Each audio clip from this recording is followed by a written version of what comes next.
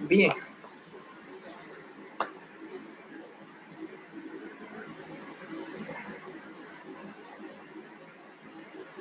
Estamos ya, como dicen los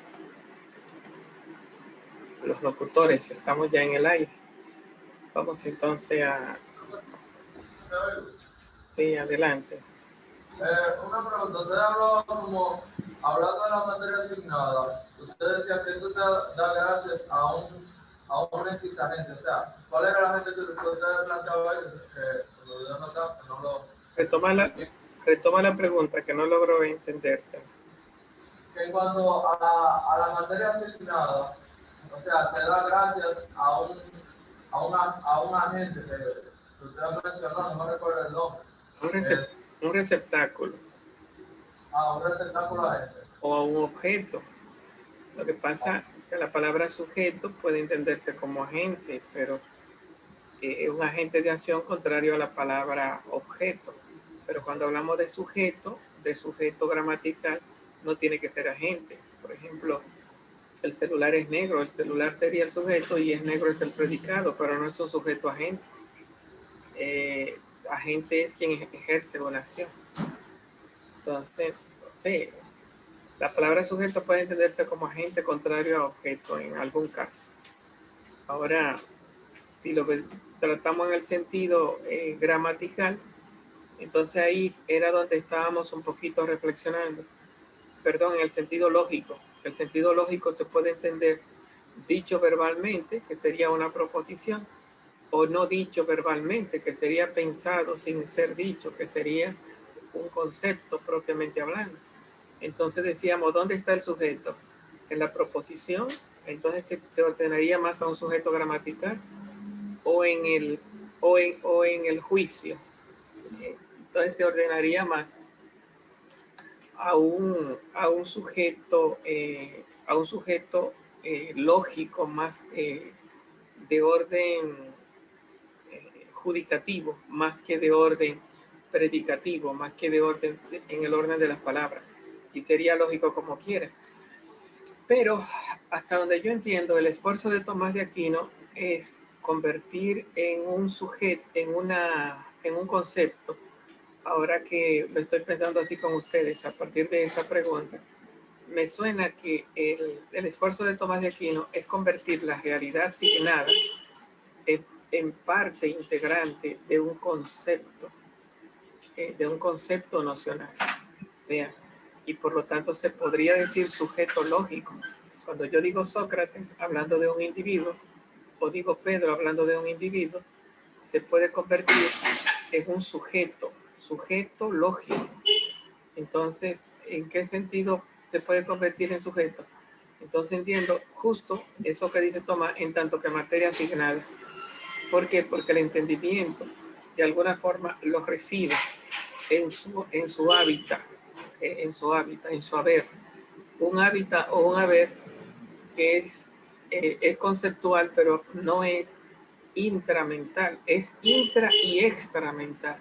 Es concepto no por estar en la mente, sino por estar en el conocimiento.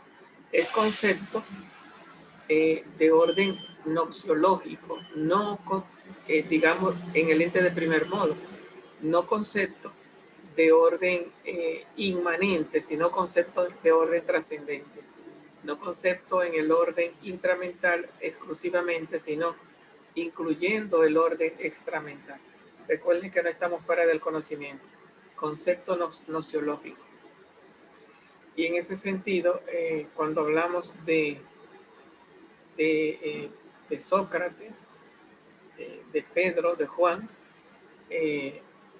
aquí entonces ya no estamos hablando de un concepto platónico, porque hablar de un concepto platónico es hablar de una idea que se desmembra en lo que se llama la materia y la forma. Es lo que nos enseña Aristóteles, ¿verdad? La materia no signada, que sería el género, y la forma, que sería la diferencia específica. Entonces, ¿qué es lo que nos dice Tomás de Aquino? Que cuando yo conozco a Sócrates como individuo, digamos, un hombre, no el concepto hombre, tendríamos que considerar un nuevo concepto con una nueva materia y una nueva forma. O sea que ese juego de unidad aristotélica, aunque yo estaba diciendo que no permanece por la diversidad de accidentes y la diversidad de seres que entran dentro de ese concepto, que es imposible encerrarlo en una sola fórmula, parecería ser que Tomás de Aquino nos enseña un camino de darle unidad materio-formal, unidad, materia y forma. ¿Cuál sería la materia? La especie, dígase hombre. ¿Y cuál sería la diferencia específica? Bueno, el individuo con, digamos, móvil, ese individuo inestable, ese individuo que es una playa de accidentes, que es lo que Tomás le llama materia asignada. En vez de diferencia específica, materia asignada haría la vez de una diferencia específica. ¿Por qué? Porque ese sujeto, ese hombre que estamos signando en el espacio compartido, el entendimiento le otorga la función que ejerce la diferencia específica de frente al género. La diferencia específica excluye y precisa. Eso es lo que hace de frente a la indeterminación de la materia genérica. Y eso es justamente lo que Tomás de Aquino le otorga al individuo. El individuo asignado o la materia asignada, cuando tú dices Pedro, pensando en Pedro y de alguna forma al pensarlo lo piensa como un hombre, precisa y excluye esa totalidad indefinida, digamos, holística, integrante de muchos accidentes que hay en un individuo extramental, cogido como un todo, se le llama materia asignada, cogido como un todo, como un universo. Es como que ese universo entra dentro del mundo del conocimiento de forma, digamos, llamémosle así, empaquetada, el conjunto, pero el paquete en el plano de la entitativo, la materia asignada, en el plano realístico, como parte de la observación, de la visión observante, incluso advertiente del conocedor, y le otorga lo que se llama el ser materia asignada. ¿Qué significa eso? Que le da el poder en acto, de hecho, no que le da un poder posible, sino que le da un poder ejecutivo, se está realizando en el momento, de ir desmaterializando lo que se llama el universo hombre. Entonces, al yo ver a Sócrates, más que ver a Sócrates, ver un hombre, esa es la idea central, ¿verdad? Al ver a Sócrates veo un hombre, o al ver un perro, mi entendimiento no está perdido porque veo un animal con sus ¿cómo se llama? Complementos de notas individuantes. Entonces, veo un animal, pero el concepto de animal es un aporte del entendimiento, no es un aporte de los sentidos, que viene universalizado y que viene a la vez desuniversalizado por el paquete individuante. Digo paquete individuante por la holisticidad de todos los accidentes que graban al individuo, como dónde está, el tiempo en que está, lo que dice, lo que hace, lo que recibe, las relaciones, la posesión. En otras palabras, las 10 categorías que le son, que le son atribuibles al individuo. Entonces el individuo entra en escena dentro del plano intranoxiológico, desmaterializando. Entonces, otra palabra de decir desmaterializar la universalidad de la extensión intramental, otra palabrita sería excluye y precisa. Son palabras de Tomás de Aquino. Excluye, saca todos los otros individuos y para quedarse este individuo. O sea que cuando digo Sócrates, todos los hombres quedan fuera. Solamente excluyo, por lo tanto, la indeterminación de la palabra hombre y se concretiza en un solo hombre. Excluye y precisa, se precisa, se entra en una certeza, se ancla con un solo hombre. De tal manera que el hombre, que sigue siendo mental, queda desuniversalizado y queda individuado por el acto refractorio de la materia asignada, que es la totalidad holística de Sócrates, o en su caso de Pedro o de Juan, dentro del campo del mundo noxiológico.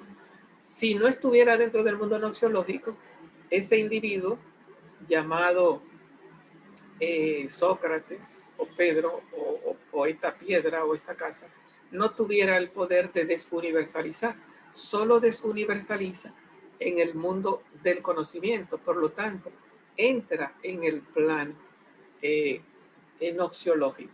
Cuando digo plano noxiológico, no digo subjetivo, porque la noxiología tiene un plano objetivo de realidad. El que esté fuera del conocimiento, si tú nunca has oído hablar de Pedro, no conoce a Pedro y nunca tendrás idea de lo que es Pedro, eso no significa que no sepa lo que es un hombre. El concepto de hombre, Pedro está indeterminadamente implícito en el concepto de hombre, pero tú no tienes como materia asignada ni por transmisión, como en el caso de Colón, que no lo han transmitido, y en el caso de Duarte, que no lo han transmitido los historiadores, ni por contacto, ¿verdad? Es posible, por ejemplo, que no, a Pedro ni te hayan informado de él, como tanta gente que existe, que tú no tienes, nunca sabrás de ellos, nunca lo verás, nunca estará en contacto, ni te será mencionado. Tanta gente que se ha perdido en la historia. Entonces, de repente, supón tú un Pedro del cual tú no tienes contacto ni lo va a tener. Está incluido en la universalidad indeterminada del concepto hombre, pero nunca va a entrar en tu conocimiento como materia asignada, ni por transmisión ni por contacto. O sea que tú no lo vas a ver, ni tampoco te van a decir, mira, yo conozco una persona que se llama Pedro, que es mi hermano, y que tú, por lo tanto, encontrarás algunos referentes de asignación. No, sino que está perdido entre, así como tú puedes decir, bueno, algún Pedro habrá que vive en Estados Unidos, entre otros Pedros, pero al final tú estás en la indeterminación, porque no puedes predicar nada con precisión. En ese sentido, no entra dentro de lo que se llama al espacio compartido de forma individuante, no se convierte en materia asignada, sino que está perdido en la indefinición de la especie, está perdido en el concepto de hombre genérico.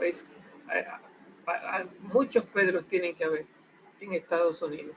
Peter o Pedro tienen que haber. No tienen, hay, pero de alguna forma no puedo yo venir a concretizar edad, tiempo, persona, saludo, dónde viven, nada. No puedo, ¿por qué? Porque no puedo precisar nada, porque está en la indeterminación. Ahora, cuando ese Pedro entre, ya sea porque alguien me diga, mira, mi hermano se llama Pedro, ya hay un contacto o hay una transmisión por la fuente de contacto. La fuente primera si es de contacto, la fuente segunda si es de transmisión. Ya hay un encuentro con ese Pedro. Tengo un hermano en Estados Unidos que se llama Pedro. Por lo menos ya tengo una referencia, es hermano de mi amigo. Y ya puedo predicar algo concreto. Entonces ya entré en el mundo de la materia asignada. Ya puedo predicar algo concretamente. Y ya la indeterminación de hombre en la que estaba ya salió de esa indeterminación genérica para concretizarse en su existencia en el plano de la extensión, en el plano de la realidad, como hermano de mi amigo o cualquier otro referente, entra desmaterializando la universalidad. Al entrar dentro del espacio noxiológico, no entra dentro de mi cabeza, porque es el hecho de que entre en el espacio noxiológico compartido no significa que se convierta en intramental. No es intramental. Es lo que es intramental son mis imaginaciones y mis ideas, mis conceptos. Pero hay una parte del concepto, utilicemos este lenguaje porque hemos visto los conceptos como intramentales, hay una parte del concepto en el sentido noxiológico que es extramental, porque Pedro, en tanto que pertenece al mundo de la realidad, no está en mi cabeza. Pedro es una sustancia, está en su propia existencia, donde en el mundo de la realidad, grabado por lo tanto por un dónde, un cuándo, un en relación con otros seres, está grabado por todas las categorías. En ese sentido, Pedro es una realidad holística, incognoscible en su totalidad, y por lo tanto es materia en tanto que es una diversidad inatrapable en una idea, en una noción. En ese sentido, entró de forma conocida por lo que yo puedo decir de él, pero desconocida por lo que no puedo decir de él. En ese sentido, o es un conocimiento indeterminado, porque tú me dices, tengo un hermano que se llama Pedro. Bueno, ya yo puedo suponer que es varón, ya yo puedo enmarcar que Estados Unidos no está fuera de ese espacio de Estados Unidos, ya le puedo ubicar en un tiempo que también sigue muy indeterminado. Puedo ubicarlo, qué sé yo, puedo decir, qué sé yo, que es varón, que es tu hermano, que es hijo de tu mamá. Por el hecho de tener una información, puedo de repente ir teniendo muchas informaciones, pero eso no significa que lo haya sacado de la indeterminación. Realmente sigue perdido en la indeterminación porque es muy genérico.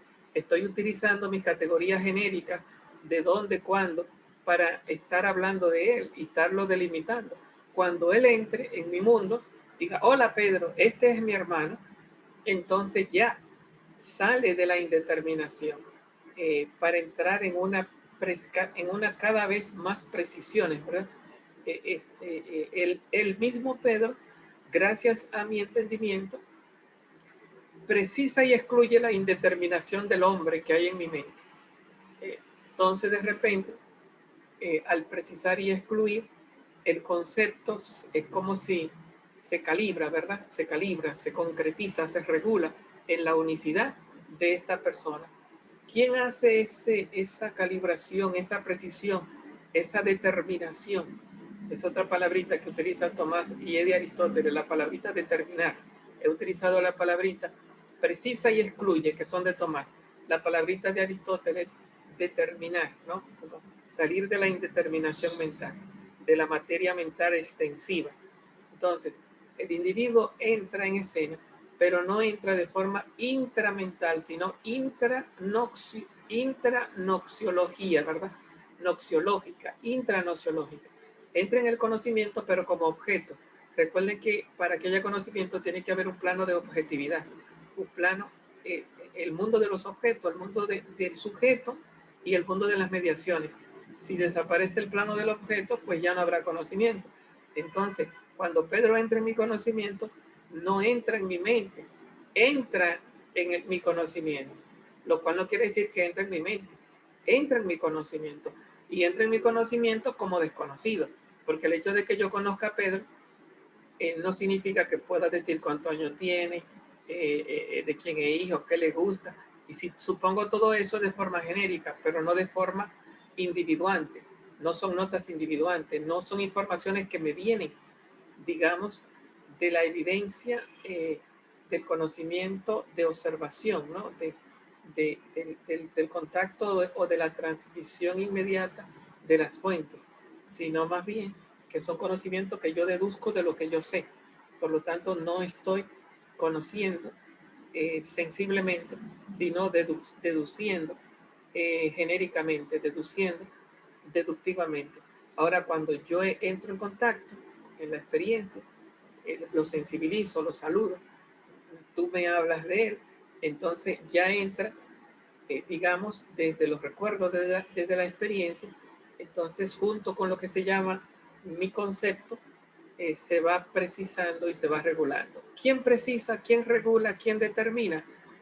A la luz de esta filosofía es el mismo, la materia asignada, diría Tomás, el mismo objeto señalado, la misma realidad del espacio extramental, que repito, no es extranociológico, dentro de mi conocimiento, pero fuera de mi mente.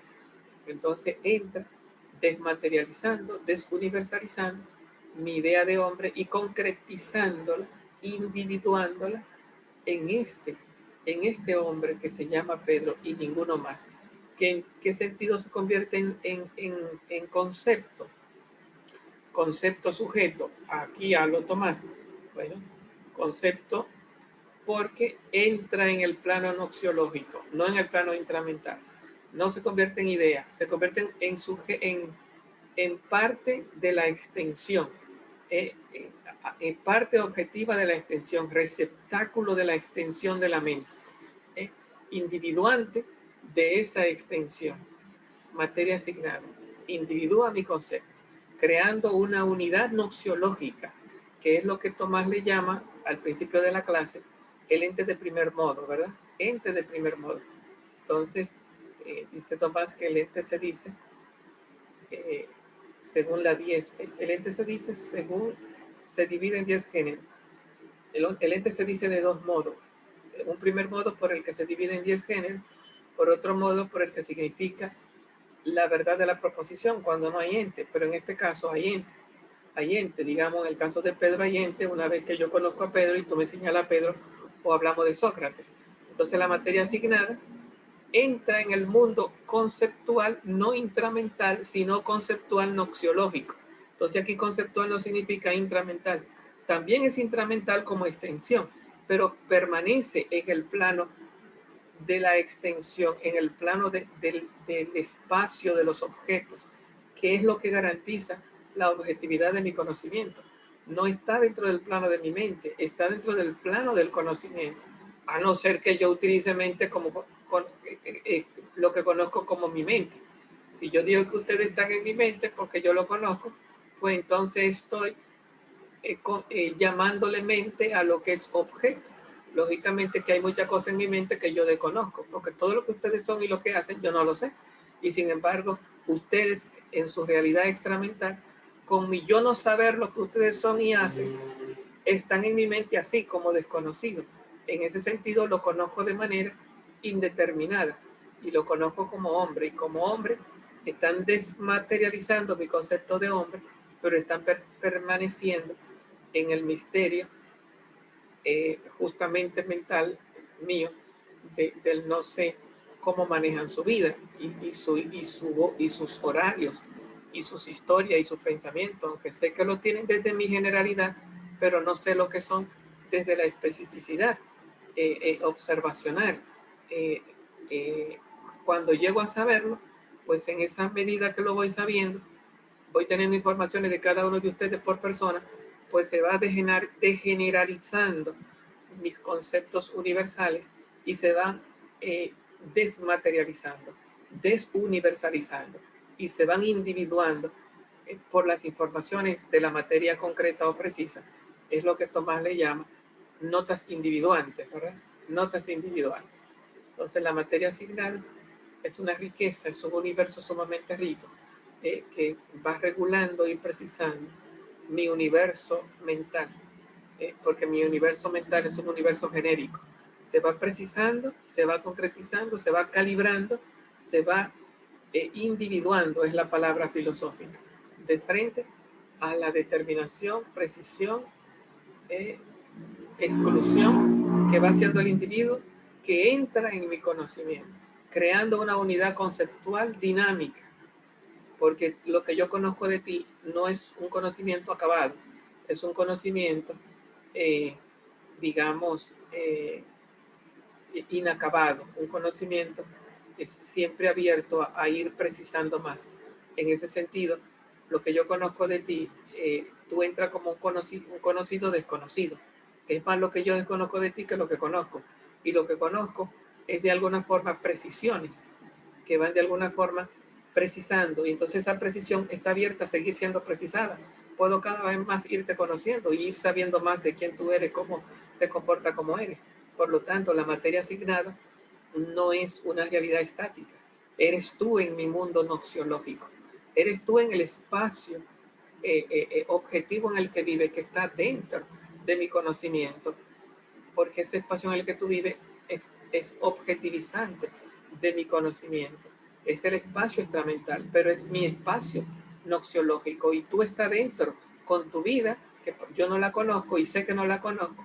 Tu vida es, tú eres una materia asignada porque sé de ti, y tú estás desuniversalizando mi concepto hombre porque sé que tú eres un hombre, no te conozco como piedra, ni te conozco como vaca, como animal, ni te conozco como mineral, sino que te conozco como ser humano.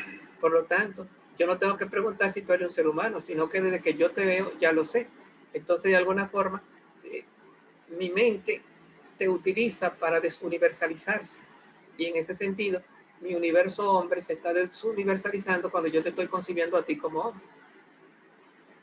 Te estoy concibiendo como hombre. Entonces esa totalidad que tú eres, holística, queda envuelta como desconocida, pero al mismo tiempo calibrada o precisada por aquella cosa que sí conozco de ti, que son individuantes y que por lo tanto tú eres una realidad dinámica. En la medida que yo te voy conociendo, entonces yo voy saliendo de la generalidad gracias a ti, ¿no? A tu ejercicio, a tu acto desuniversalizador. Entonces, el acto desuniversalizador se puede entender en gran parte también como informativo. En la medida que tú me informas que eres seminarista, mi idea de seminarista se va desuniversalizando y se va precisando. Si tú me dices que eres estudiante o yo lo entiendo, mi idea de estudiante se va desuniversalizando y se va precisando por la materia asignada que eres tú. Se va concretizando en esto.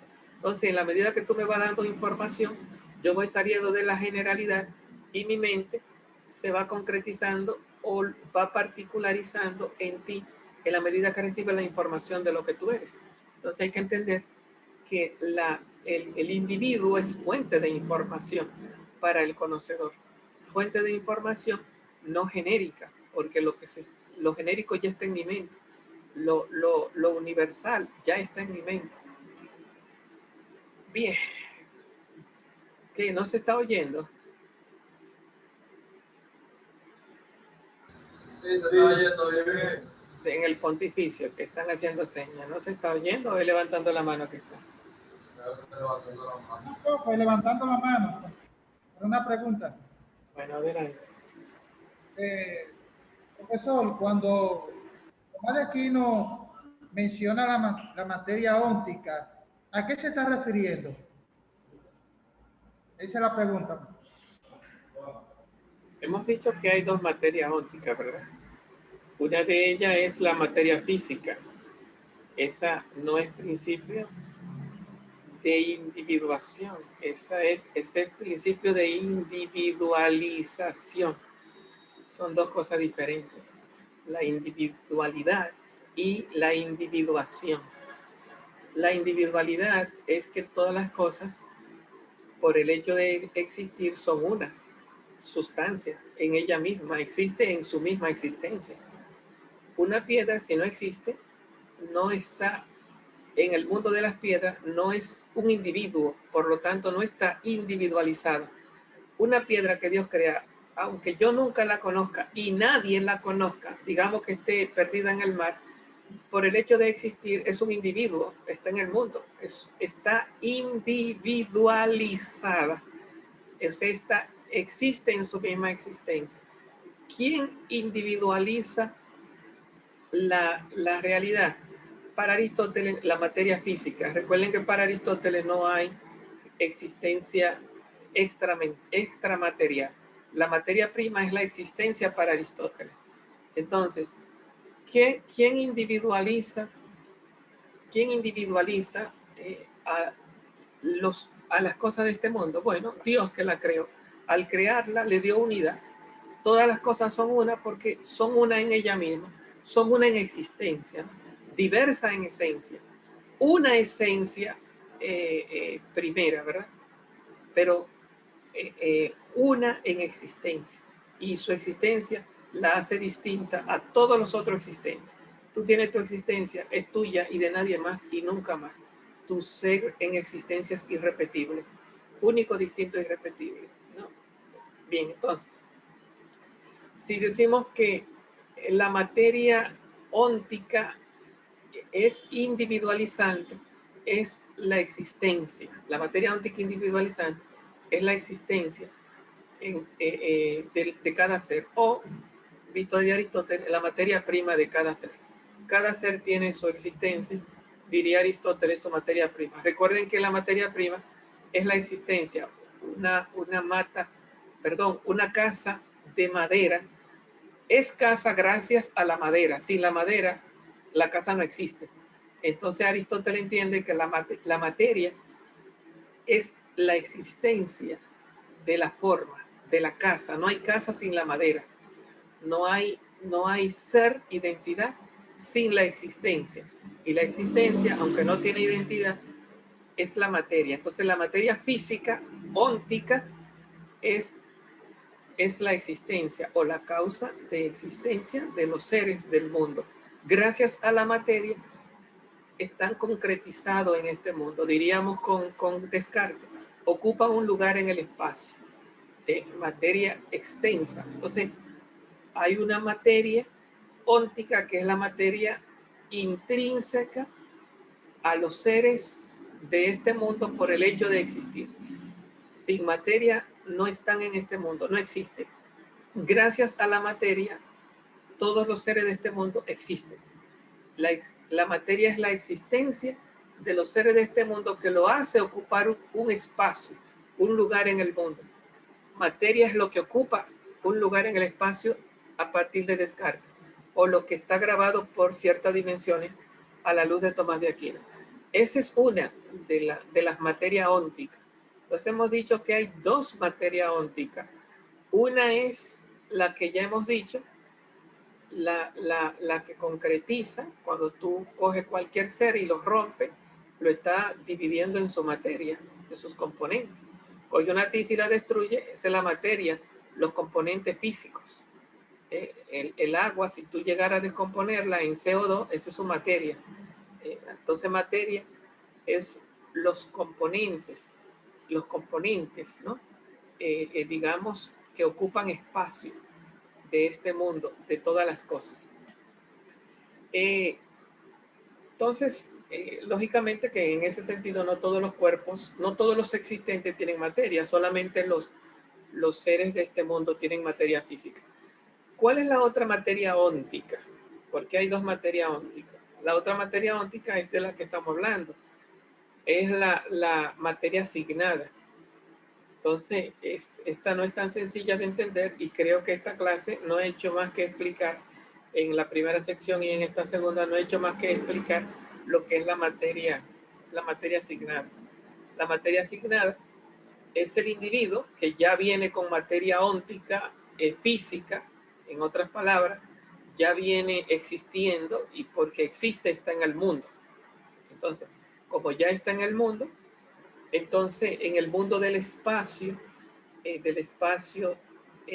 noxiológico, del espacio de la objetividad, del espacio de los objetos, así como hay muchos hombres, muchas piedras, muchas casas en este mundo que yo no conozco, están en el mundo de mi conocimiento, pero como realidades desconocidas, posibles de conocer porque existen, pero desconocidas.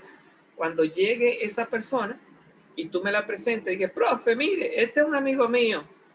Bueno, entonces ya tu amigo, se llama Carlos, dejó de ser en mi mundo un desconocido en el sentido de materia asignada, en el sentido de sensible, de realidad sensible, del mundo de mi conocimiento particular, porque recuerden que para Aristóteles la sensibilidad es el conocimiento de los particulares y la inteligibilidad, eso es complejo, hay que matizarlo, pero en un principio es el conocimiento de los universales. No le llamemos universal, llamémosle por lo menos del ser absoluto, de la esencia en tanto que esencia. Bueno, entonces de repente cuando tú me presentas a tu amigo, de repente tu amigo sale del anonimato, sale de mi desconocimiento individual. Y al entrar en mi mundo, que es el mundo del espacio objetivo, en el que yo lo conozco a todos ustedes y conozco a mis padres, las piedras, las plantas, etcétera, al tú traerme una persona, sale del anonimato. Entonces, entra dentro de mi conocimiento. Claro que ya yo lo conozco indeterminadamente. Sé que es hombre, sé que es masculino, sé para lo que da, qué sé yo. Entonces sé muchas posibilidades, pero no la puedo predicar de esa persona en tanto que individuada porque no la he visto en él. La puedo predicar de forma genérica. Una vez que tú me dices que es hombre, ya puedo deducir cosas, que es mortal, por ejemplo, que tiene hueso, que tiene carne, etc. Puedo deducir cosas que están implicadas dentro del concepto hombre, pero hay otras cosas que pertenecen al mundo de la indeterminación, así como hay muchos hombres y de repente este salió del anonimato y individualizó mi idea de hombre para concretizarse en él, en Pedro, en tanto que Pedro, como tu amigo. Otras informaciones que están en él, que están desconocidas, esa totalidad desconocida que es Pedro, en tanto que mi mente lo está señalando como Pedro, entonces es materia asignada. No puede haber una materia asignada óntica si primero no hay una materia física óntica. Entonces, primero Pedro tenía que existir. Y gracias a que existe, entra en mi mundo noxiológico sensible. Y por lo tanto, hay dos formas de entrar en mi mundo noxiológico sensible. O por contacto. Hola, yo soy Pedro. ¿Usted el profesor Martín? Por contacto. O por fuente. Profe, tengo un amigo que se llama Carlos. Mírelo aquí. O me informa sobre él sin contacto, porque puede haber información y contacto. Este es mi amigo, Carlos. ¿Cómo tú estás, Carlos? Ahí está la transmisión tuya y el contacto. O tú, o los libros, como me hablan de Colón, hablarme de él. Tengo un amigo que se llama Carlos. Entonces, Carlos sale del anonimato, un hombre perdido, sin yo saber que se llama Carlos, simplemente que hay hombre. Entonces sale del anonimato y me dice, y entonces entra en mi mundo y desuniversalizo mi idea, Carlos. Ah, es seminarista o quiere ser seminarista. Desuniversalizo la palabra seminarista. Entonces, en ese sentido, precisa y excluye mi universo. Si yo no sé lo que es seminarista, no va a individuar nada, porque yo voy a decir, ¿qué es un seminarista? Mire, profe, él es mi amigo, es un seminarista, yo no sé lo que es eso. Pues no puede desuniversalizar si yo no tengo el concepto. O si yo no supiera lo que es hombre y llega Carlos, Carlos, ¿y qué es eso? ¿Y qué es Carlos? Entonces, es un hombre. Pero si ya yo traigo la idea de hombre, yo no tengo que conceptualizarlo, sino que de alguna forma, traigo mis universos y comienzo a desuniversalizarlo y él con sus informaciones sensibles a través del contacto y a través de las fuentes comienza a ejercer el proceso dinámico de desuniversalización, desmaterialización de la generalidad de mis ideas, de mis conceptos universales. Bueno, muchachos, se nos acabó el tiempo. Esto sí fue grabado. Denme entonces unos 10 minutitos, de 10 a 15 minutos, y seguimos entonces en la tercera sección. Hasta ahorita.